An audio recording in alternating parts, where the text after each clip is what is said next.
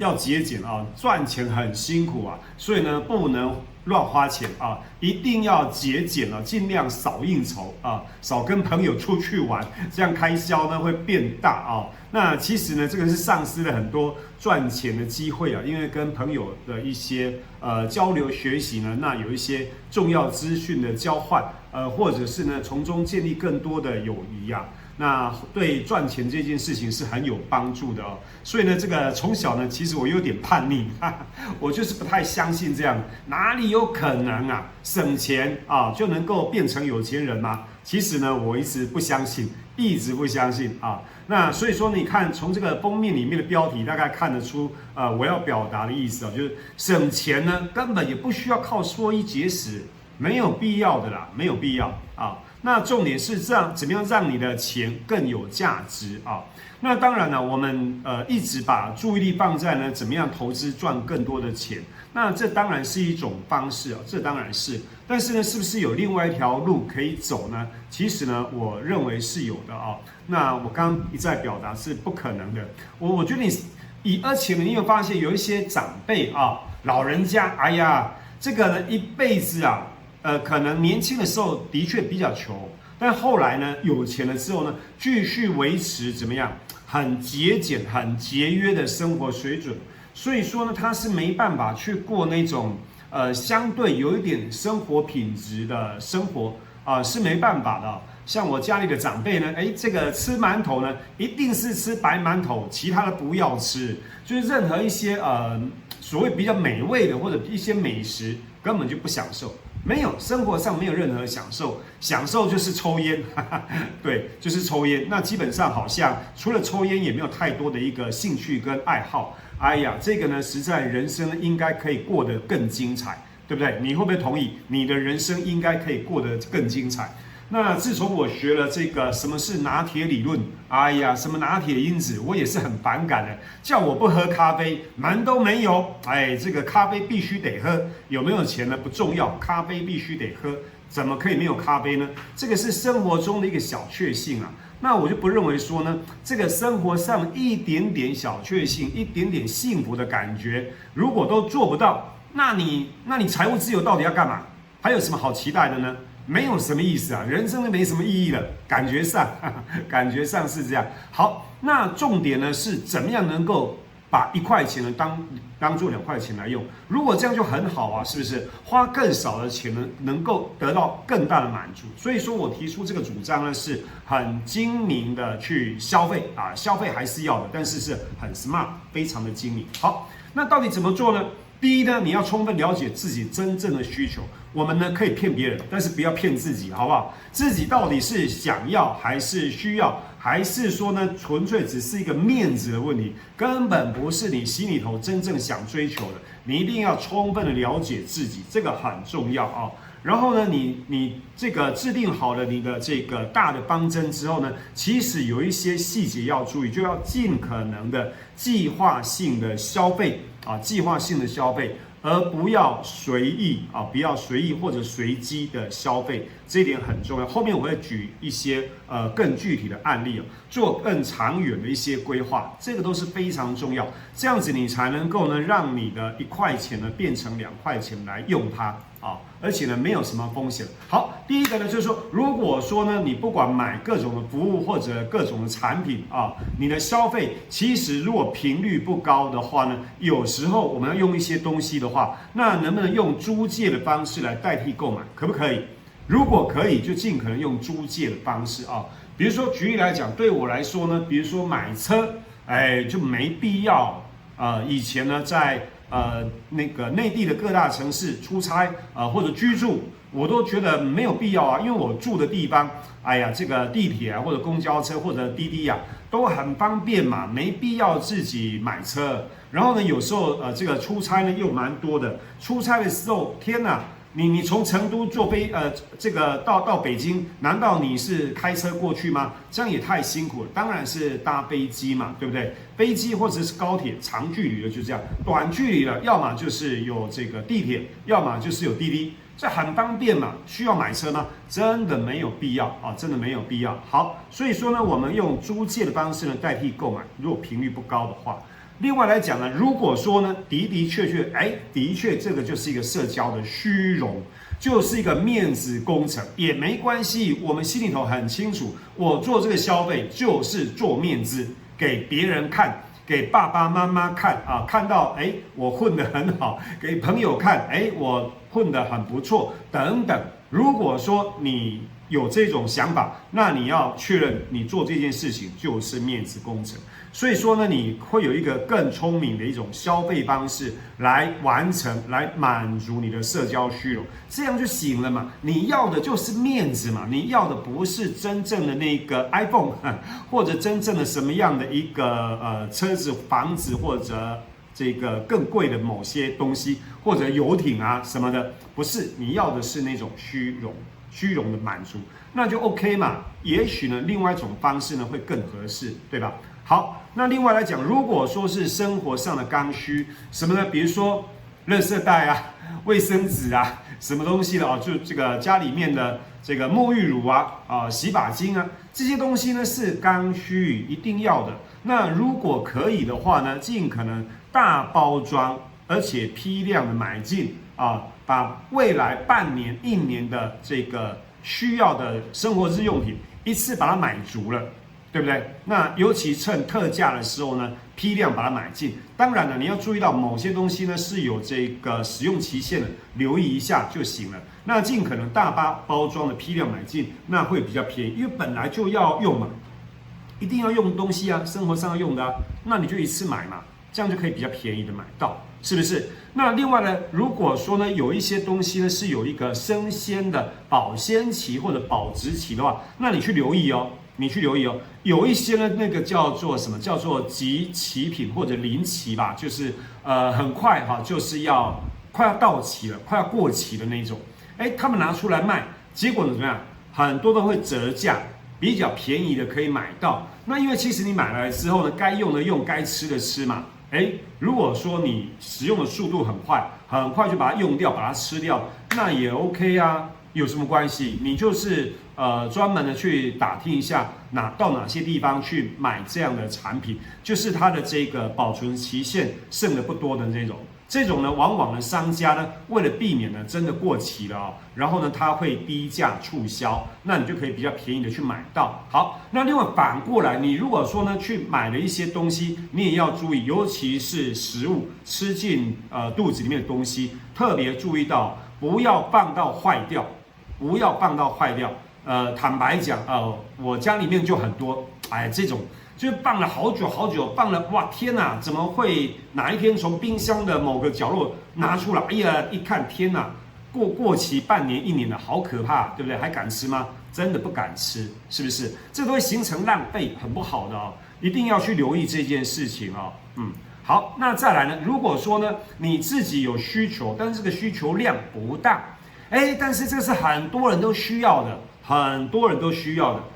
如果是这样的话呢，能不能呢发起一个团购，揪团啊，找了好几个人一起去买啊，甚至由你来发起，来当这个团购的这个团长，那甚至呢你还可以得到更好的一个优惠，对不对？那这样的话呢，你就用更少的钱可以得到更大的满足嘛。OK， 好，旅游我要特别讲一下，旅游很有意思。旅游这个产品太有意思了，哪边有意思了？旅游从你开始计划啊，比如说你计划要到埃及啊，你要去看这个比如说你要到台湾日月潭阿里山啊，比如说你要到日本看樱花啊，或者是到这个九寨沟等等。好。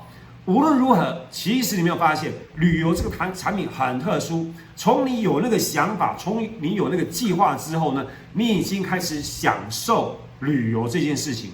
就是说，你去做功课啊，做攻略，有没有看那些照片？人家介绍呢哪边风景很漂亮，哪边的东西很好吃、很特别，等等，是不是？你那时候就开始有种感觉了，有没有？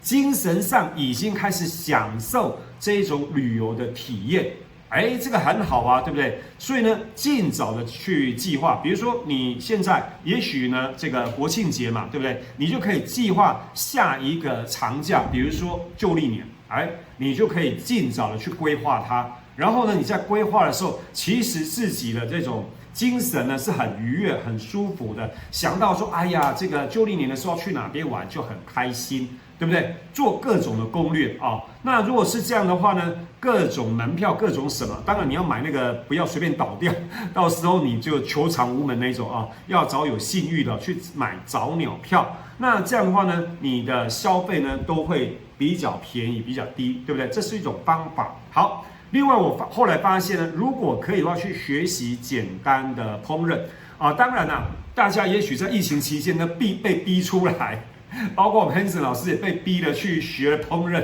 好像还弄得蛮好吃的样子哦。OK， 好，如果说我们能够学会一些简单的烹饪的话呢，其实呢，自己做菜做饭呢，省钱、健康、营养又美味，很好。真的非常好，你去外面吃东西或者叫外卖进来，其实呢，到底店家里面放了些什么东西，真的你不太清楚，不是很清楚。如果说呢，尽可能买到那种比较原始的这种食材来自己做简单的烹饪的话呢，那又健康，对不对？又省钱，非常好啊。好，那如果可以的话呢，也有一些现在有一些人很有创意啊，他发明了各种。种菜啊，在自己阳台啊，或者在什么地方一个小地方，然后就能够种一点点啊，一点点没办法种很多了，可以自己种菜，很有意思哦。那当然，如果因为可能大多数人还是住在城市里面嘛，可能就是这样，没办法太多。那当然你住乡下，哇，那就很棒了，对不对？那个土地很多啊，庭院很大，就可以自己种菜啊，自己种菜自己吃，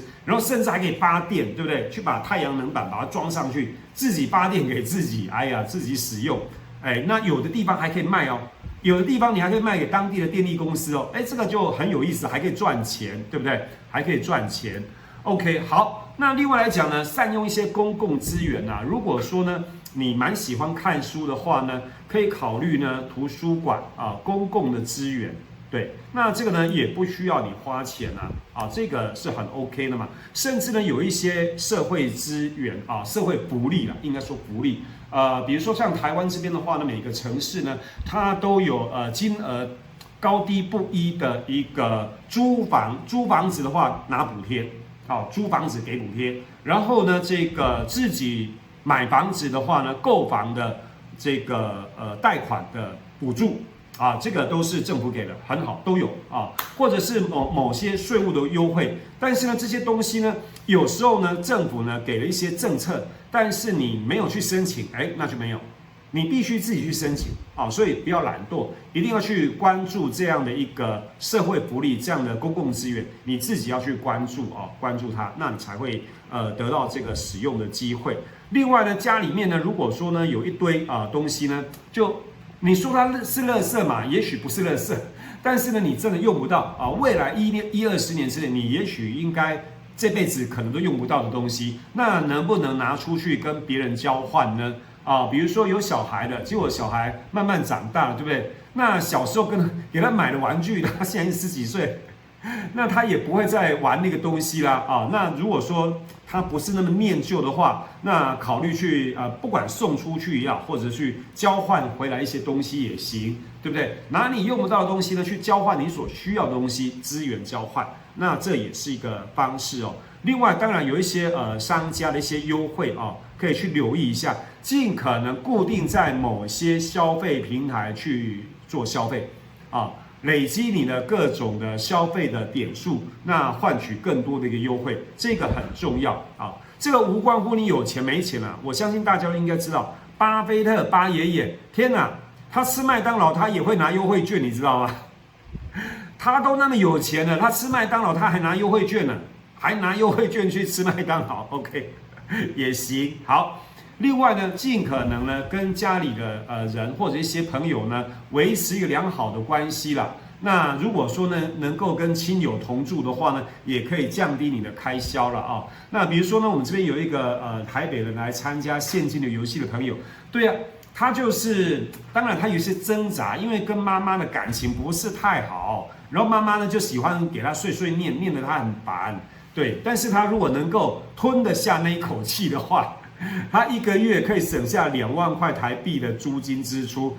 哎呀，我说好吧，你就第一看在她是你妈妈啊，第二看在一个月2万块钱的这个份上呢，稍微忍耐一下，你就左耳进右耳出了，不要跟老人家计较，对不对？那就把那2万块给省下来，不然你自己去租房子呢，那个租金好贵哦，是不是？好。那另外呢，如果说有一些重大的财务决策呢，一定要小心啊，尤其你真的有必要哦，买车、买房，还有结婚的时候，哇，这个开销呢都相对比较大。当然，对人生来讲呢，也是比较重大的事情，一定要谨慎啊，要多做点功课，多去问一些专家的意见，多收集点资料，避免了做出错误的决定啊。那这样的话，损失就会很大。很重要的哦。好，另外呢，有养小孩的、带小孩的呢，可以留意一下。其实呢，给小孩呢适当的去打工不是坏事，真的不是坏事啊。就是说，当然了，他的一些安全方面呢，帮他留意一下啊。小孩子毕竟可能还不是很大嘛，社会经验不多，帮他留意一下安全这件事情。在安全无虞的前提之下呢，让他去打工，这个呢是非常好的事情，去提早呢了解社会的一些运作的状况，这个很 OK。然后呢，多少呢能够赚一些钱啊，不管是给小孩子自己当做零花钱，或者让他呢先拿回家呢贴补家用，这个都非常好，而且呢让小孩子呢第一比较能够独立。第二呢，对家庭呢也比较有一种责任心、责任感，这个都是非常好的事情。这是一种教育，甚至这个叫做一种教育啊。那所以说，所谓给小孩子很好的教育，不一定是给他送出国读书了，不一定是给他到贵族学校去了，让他在社会里面去历练，这个也是非常好啊。那如果是这样的话呢，甚至呢没花什么钱，反而还怎么样，有一点小额的收入，这个也是很 OK 的啊。好，那另外来讲的话呢，再次提醒啊，一定要呢定期的帮自己做财务见证啊。我这边有一个9宫格图表，可以把它截图或者拍下来呢，留意一下啊。每隔一段时间，我的建议是每1年啊，至少每1年定期的帮自己做一次财务见证啊。那做过这种诊断之后呢，你才知道哦，你目前的财务状况应该从哪边来改善啊？到底是支出太高了，还是真的赚得太少？或者是呢，这个心肠太软，经常把钱呢借给一些人，然后借出去之后收不回来，然后搞得自己苦哈哈的啊，这个呢你才会清楚整个状况。那尤其呢，甚至呢去盘点自己呢，或者是周遭有没有一些闲置的资产，有没有一些资源可供利用，居然你没有利用，哎呀天哪，好可惜啊！是不是？然后自己有没有任何的专长可供变现的？这个呢，潜能呢，去把它激发起来，能够赚更多的钱，这个都很重要啊。好，那以上呢就是我今天的分享。